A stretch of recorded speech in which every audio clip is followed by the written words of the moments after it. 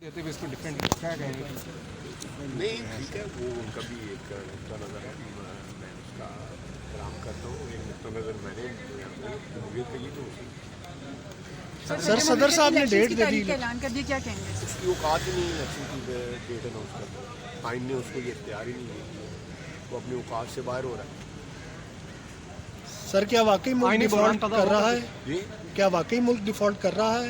हालात इस जो तरह जा रहे हैं? डिफ़ॉल्ट है जिस उसमें लिया जा रहा है सेंस में जो मेरी बात है, उस सेंस में तो हमें IMF के साथ हमारा एग्रीमेंट हो रहा है। डिफ़ॉल्ट वाली कोई सिचुएशन नहीं है, कतई तौर पर कोई सिचुएशन नहीं है।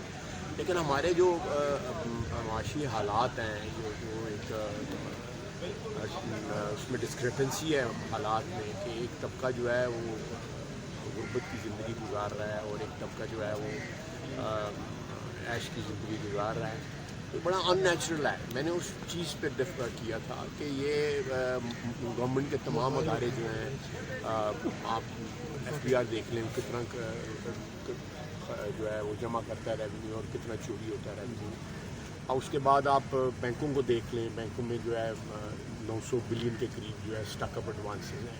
इसी तरह आप दूसरे बड़े बड़े अदारे लेने में, मैं अदारों के नाम नहीं लेता, वो मेरे साथी जिनके पास वो अदारे हैं वो नाराज़ होंगे कि वो कंपनियाँ जो हैं दिवालिया हो चुकी हुई हैं। तो मैं फिर लफ्ज़ इस्तेमाल गलत कर रहा हूँ, दिवालिया हो चुकी है।